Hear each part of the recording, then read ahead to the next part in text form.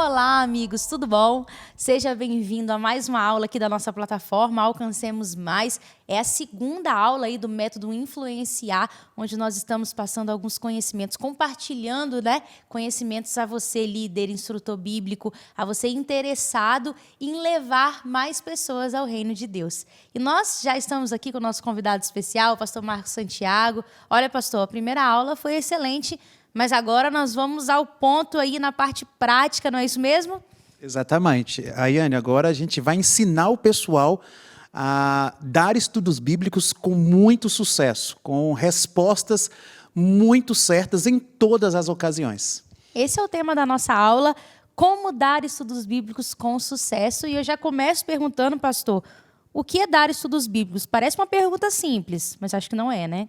Dar estudos bíblicos é usar o dom que o Espírito Santo nos confere de ensinar e usarmos o conhecimento que Deus nos dá sobre a sua palavra, fazendo com que aquilo que sabemos se torne testemunho para as pessoas com quem nós nos relacionamos, sejam amigos, familiares e assim por diante. Então, isso é dar estudos bíblicos, né?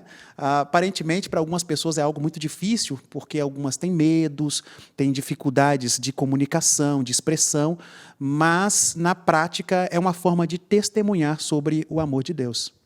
E por que ensinar a Bíblia? Primeiro, porque Deus nos deu o privilégio de sabê-la, de conhecê-la. Segundo, porque há pessoas que não conhecem. E toda a escritura que é inspirada, ela é útil para a educação, para a justiça. Ou seja, através das escrituras nós conhecemos quem é Deus, a sua forma de amar e salvar. Por isso que a gente ensina a Bíblia para as pessoas, para elas saberem como Deus a salvou. Muito bom, pastor. E agora, olha, eu quero te convidar a pegar aí o seu bloquinho de anotações, seu celular, seu tablet, que chegou a hora das dicas. Pastor, você tem uma vasta experiência aí em ensino da Bíblia, em classe bíblica. A sua área, aqui na União Sudeste é sobre isso. Dá aí alguns passos para os nossos alunos de como dar um estudo bíblico de sucesso. Primeiro, a gente tem que trabalhar as nossas expectativas. Nós temos que olhar para uma parábola dos 4 solos, onde a semente ela cai em diferentes solos e tem diferentes formas de frutificação ou não. Então, quando a gente tem esse olhar, a gente precisa ir para o estudo bíblico sabendo que nem todas as pessoas elas se batizarão. Isso é importante. Nós desejamos que todas se batizem, mas nem todas vão dar uma resposta afirmativa quanto ao batismo. E isto não quer dizer que esta pessoa vai se perder, porque não é o batismo que salva, essa não é a compreensão adventista. A compreensão adventista é que o batismo é um testemunho público de que a salvação já é uma experiência na vida daquela pessoa.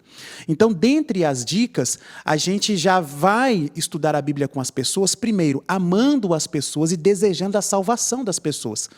E não apenas para cumprir um requisito, uma atividade dentro do corpo cristão no qual nós pertencemos, né? Outra questão aí a gente pode trabalhar por fases. Antes do estudo bíblico, eu tenho que preparar a roupa que eu vou usar, eu tenho que preparar a minha Bíblia, tenho que pegar o kit, o tipo de estudo bíblico que eu vou oferecer, se é sobre profecia, se é sobre livros da Bíblia. E aí, quando eu separar o meu material, eu preciso também orar. Pedir a Deus que me use, que me abençoe. Eu preciso preservar a pontualidade. Se o estudo é às 15 horas, eu preciso chegar 10 minutos antes. E chego 10 minutos antes com o propósito de usar esses 10 minutos para dialogar, conversar com a pessoa, ouvir um pouquinho as histórias daquela pessoa. Mas é muito importante, Ayane, que você, de forma antecipada, descubra qual é a religiosidade daquela pessoa, se ela é de alguma outra denominação, se ela não acredita em nada, qual é a profissão daquela pessoa. Quanto mais informações você tiver sobre a pessoa com quem você vai estudar, será melhor para você usar as melhores estratégias para ensinar aquela pessoa de acordo com a forma de entender dela. E, pastor, normalmente nesse processo aí acontecem alguns erros, né? Quais são os erros aí mais cometidos, né? Os equívocos aí pelos instrutores bíblicos que podem comprometer um resultado final, né? Olha, eu vou te contar um que ele é até engraçado, mas quando eu falo o pessoal não acredita. Mas há ocasiões em que o inimigo de Deus, o diabo, ele usa o cachorro. E o cachorro late e late e late. Eu costumo até dizer a diferença do cachorro do rico e do pobre, é que o cachorro tem pelo, do pobre tem peladeira. O cachorro do pobre late, late, late, late, quer morder. O do rico, ele fica lambendo a perna da gente. E eu sei que você que dá estudos bíblicos já passou por isso em alguns momentos. O erro. O cachorro é o melhor amigo do homem, dizem, né? Se você tratar mal o cachorro da pessoa com quem você estuda a Bíblia, essa pessoa já não vai ter um afeto muito grande por você. Um outro erro, tem pessoas que quando chegam pedem água, tá certo?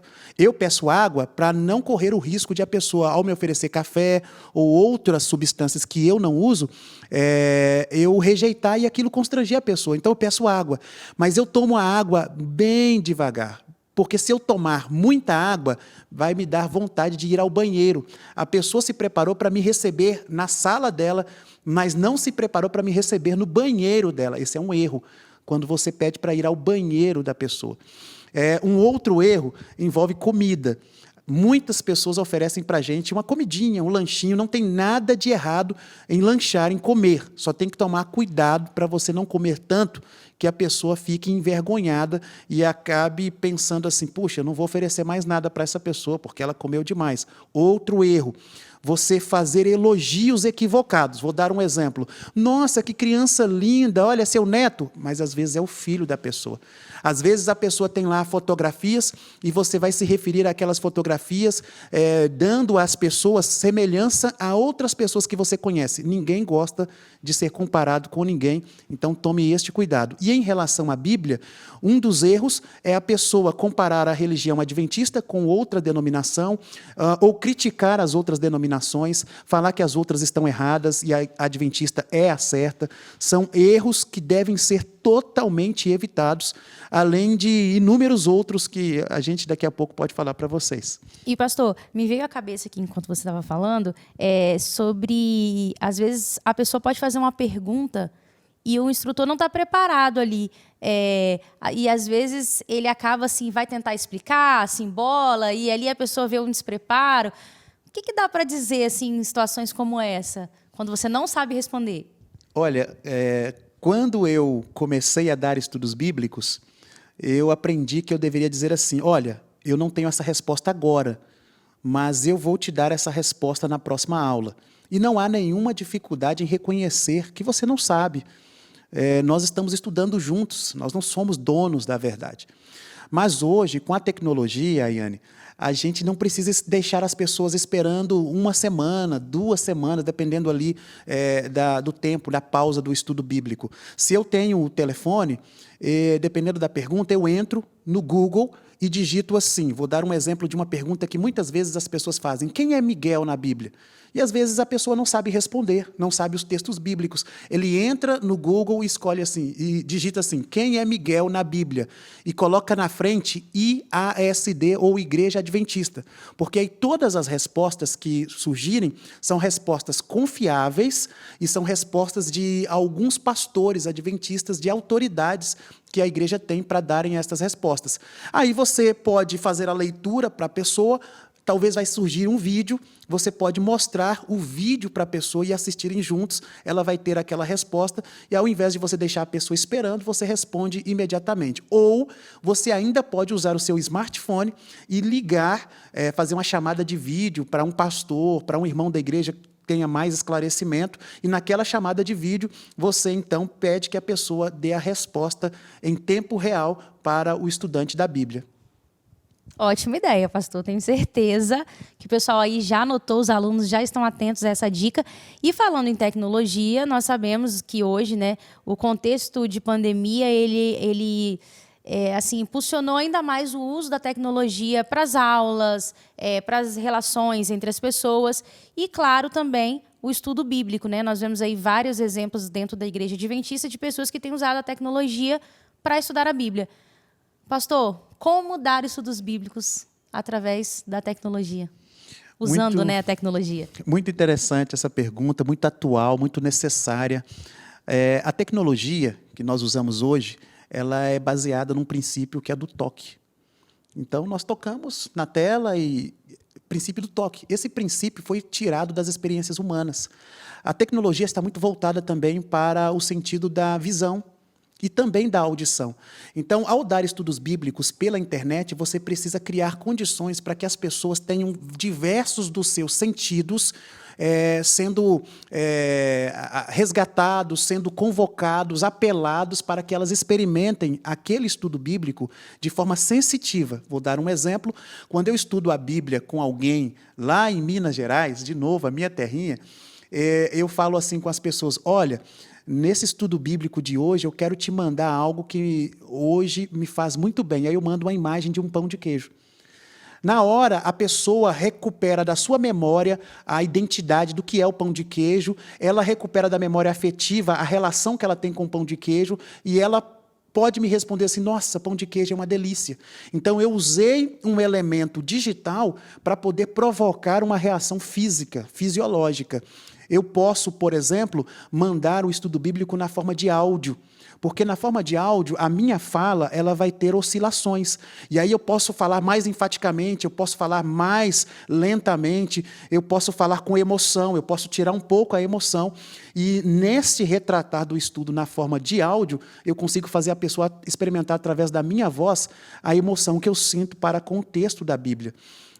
São algumas formas de a gente poder envolver a pessoa a desejar mais ainda o estudo bíblico pela internet. Você precisa ter, obviamente, um smartphone ou um computador, acesso à internet. Existem diversas plataformas, o Google, o Meet, o Zoom, você pode usar qualquer uma delas, você pode usar até o próprio WhatsApp, que te dá a oportunidade de uma chamada de vídeo. Nesse sentido, guia de estudos. A pessoa pode ter o guia de estudos impresso lá, o seu aqui, você vai acompanhando, ou você pode mandar as perguntas via mensagem de texto, onde a pessoa, ao receber, ela responde a você, na forma de áudio, pode responder também na forma de texto. Muito bom, pastor. E para concluir aqui a nossa aula, a última pergunta é uma pergunta bem interessante: como ensinar a Bíblia para pessoas com deficiência? Isso já é feito nas igrejas? E como isso é feito? Ou como pode ser feito? Primeiro, Ayane, quando a gente vai à Bíblia, 60% dos milagres que Jesus fez foi para pessoas com deficiência. Ele fez milagres de ressurreição, multiplicação dos pães, acalmar a tempestade, mas 60% foi destinado a pessoas, milagre destinado a pessoas com deficiência. Então, primeiro, sensibilidade.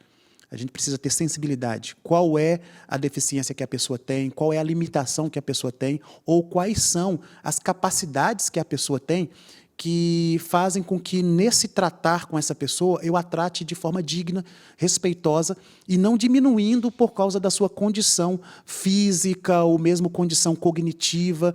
Então, primeiro, respeito, conhecimento de qual é a deficiência, estudar essa deficiência. Hoje já existem muitos estudos que me ensinam a lidar com as pessoas independente da sua condição, e aí eu me envolvo com essa pessoa dentro da condição dela e não da minha condição. E aí eu vou trabalhar dentro do tempo de entendimento daquela pessoa. Dependendo da deficiência, eu me sacrifico um pouco em termos de tempo e de recursos. Vou fazer um curso, por exemplo, Libras, eu posso estudar Libras para eu me comunicar com mais assertividade. Eu posso pegar para alguém que precisa do Braille, eu posso adquirir uma Bíblia em Braille para facilitar o processo de entendimento daquela pessoa. Tem um assunto, não é uma deficiência, mas é uma insuficiência, que é o analfabetismo. Quando eu for estudar a Bíblia com alguém que não sabe ler, eu leio para essa pessoa, apontando o dedo onde estou lendo, para que ela saiba que o que eu estou falando é exatamente o que está escrito ali. E, logicamente, eu crio uma relação afetiva com a pessoa para que ela ouça a minha voz, através da leitura da Bíblia ali, como uma voz de autoridade para ela. E aí, exatamente isso, estudar sobre possibilidades, formas de favorecer estas pessoas na forma de entendimento que elas têm quanto a diversos conteúdos da vida, mas principalmente a forma de entendimento da Bíblia. Excelente, pastor.